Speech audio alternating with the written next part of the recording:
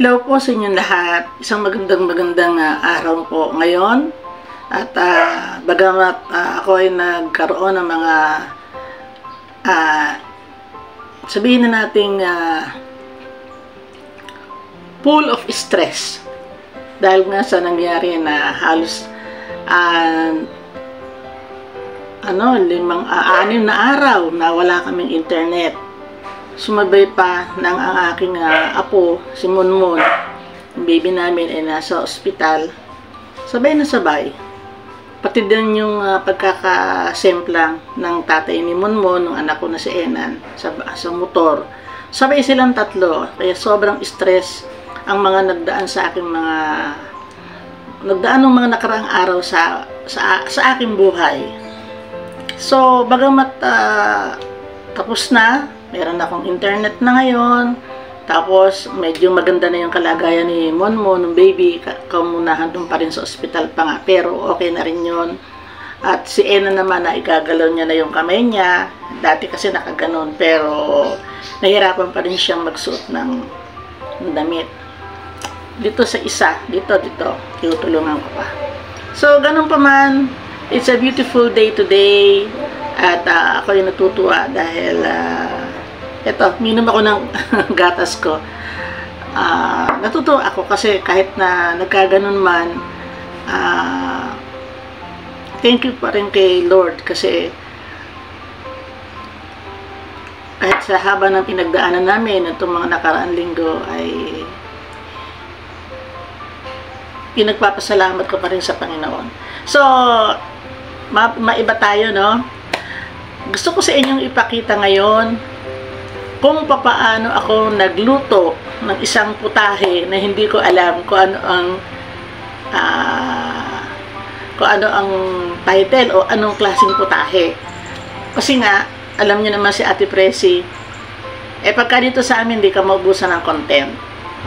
Kasi ilan niyang bakuod. Ang tawag kasi namin dito bakuod, yung maluwang ba na surroundings na may mga tanim na puno, ganyan-ganyan, tsaka mga gulay-gulay, tsaka may konting gubat-gubat. So, pakita ko sa inyo ngayon, at sure na sana, kahit pa paano ay makakapagbigay ako ng konting sabihin na natin kaalaman, dagdag kaalaman, kung paano natin magagamit pa ang mga natitirang ulam, lalo na yung mga piniritong isda, di ba? Minsan yung iba, lalo dito sa amin, pag si Minmin nagpakain ng pusa at ng aso, talagang pag alam niyang konting nabawasan lang yung isda, sinasama na niya. Teka, muna ako ng katas ko.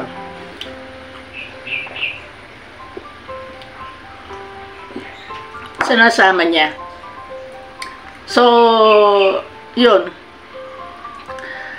Ito yung paalala ko dun sa mga, kasi sobrang mahal ng isda ngayon, di ba? Napakamahal ng kilo ng isda. Range ng 340, 360, 300. Wala ka nang mabibili ngayong mura, lahat ay mahal. So, sa kamahalan ng isda, pag may natira, huwag po natin itapon. Huwag po natin pakain sa hayop, kasi kami talaga, ang aso, lalo pag ang aso mo si Cider, yung aming askal, pwede rin kahit ano. Pwede naman pakainin yung mga tinik-tinik, yung pinagamitan. Pero pag yung buo pa at natira, ay ako'y nilalagay ko sa rep.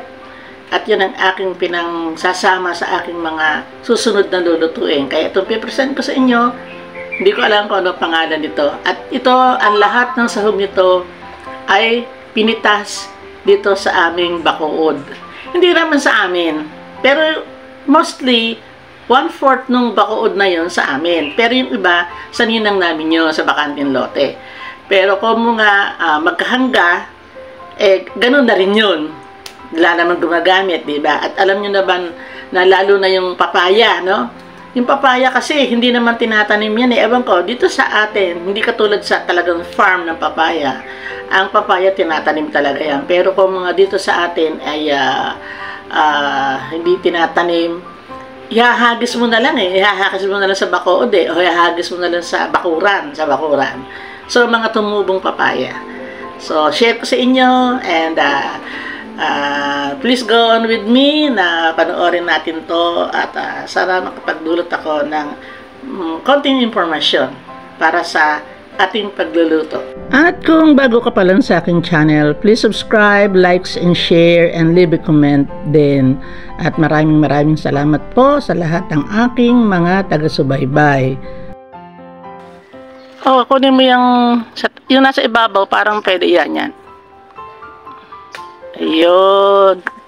So, may nakita ko patola. Ayun, no? Nakakuha. Ay, naku. Merong saging, oh. Ayun, sa taas. Ayun, nakakanlungan ng dahon, no? Meron na naman palang maaano. Hindi, may saging na rin, tsaka. Ayan. Gugulang lang yung patola na yan, eh. Nagulang na nga ata, ah. Wala na ba? Yan lang. Wala ng bunga, no? Kaya nga, eh. Di bale. Magulang na? Ay, di hayaan mo na. Binhi na lang yan. Sayang.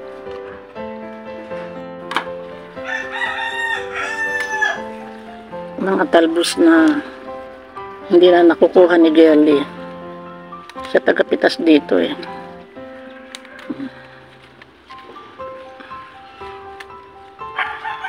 Basta meron kang tanim, iaanihin ka. Ayan. Hindi ko na kayang aputin yung iba. Ang palay yung hinahanap ko, eh. Talbos nakita ko. Ayan.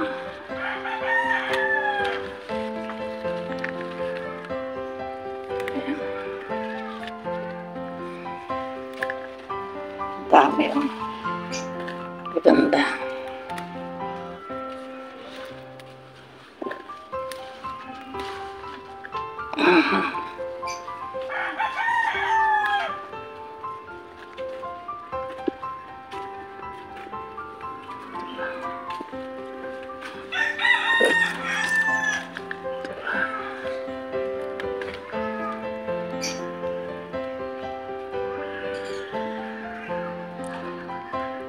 Hinahanap ko kasi bunga ng ampalaya. Nakita ko dito sa gilid ng bakod.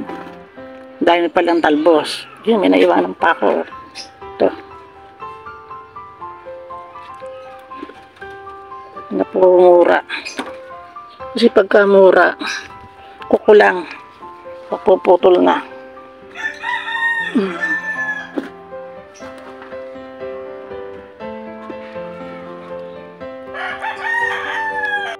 Ayan. Mga nakuha na yung ako'y magugulay. Meron ding hinog. Ito yung unang pitas kanina.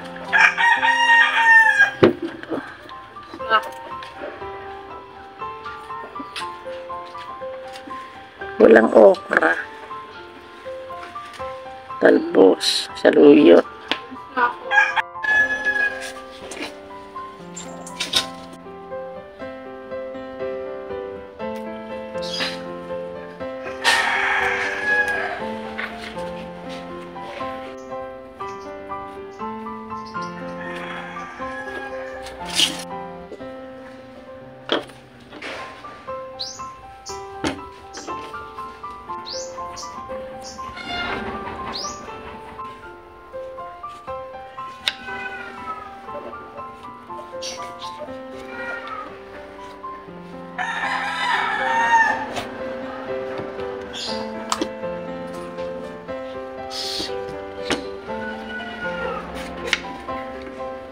Na ang aking panggisa. Ayan. Ayan, ayos ko na rin. Nagasan ko na rin natin mga green leafy vegetables. At syempre, yung ating talong at saka yung patola. Yung bawang na aking panggigisa. Dinengdeng to. Hindi naman ako marunong magluto ng dinengdeng. Kaya gigisa ko na lang. Ayan na. Lagyan na natin ang bawang. And then yung sibuyas. Mix together na yan.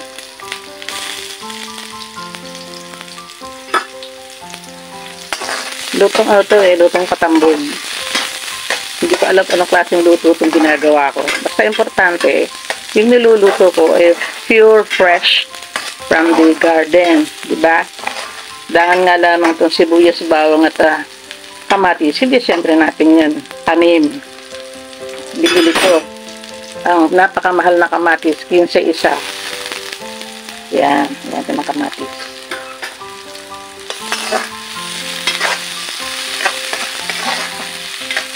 Pag nangangamoy na, lagay natin yung unang dapat lutuin yung matigas. So ibig sabihin, pinakamatigas sa sahog natin yung papaya. Kahit maniba lang, matigas pa rin siya. Ayan, lagay natin itong papaya. Diba? Para masangkot siya. Magugulat kayo kung ano sahog nito. Sabi ko nga sa inyo, ito yung lutong pagsinanggo. Kung ano na lang maluto ko, basta importante talaga. May gulay, di ba? Bango-bango na. Lagyan natin ng konting sabaw. Yan, konti lang. Hindi naman ito sinigang eh. Yan. Ito na yung talong. Yan. Kataon na yan. Malambot. Siyempre, tataka kayo. Baka mo kaya sahog ng niluluto kong to, no? Diba? Ito lang naman ang sahog.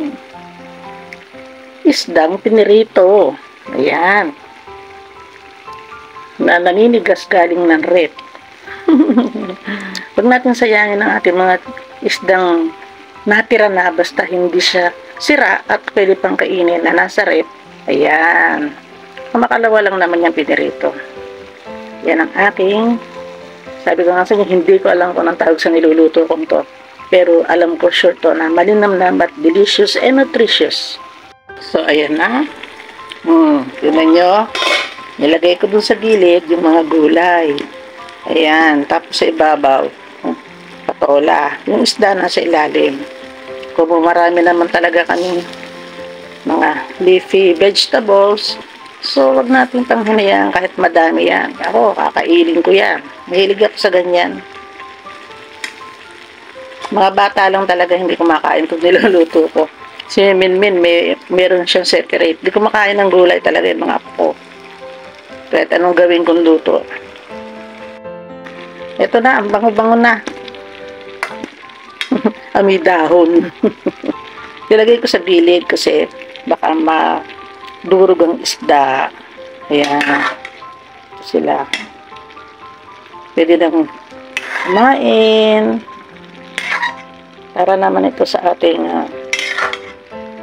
tanghalian muli. Yung matitira niyan, lalo na yung gulay, kakainin ko naman yan sa hapunan. Ayan. Tara, let's eat na. Pwede na. Masarap yan. Nutritious. Ako naman nakakita. All are from the garden. Thank you very much. Thank you for watching. See you on my next vlog. Bye-bye.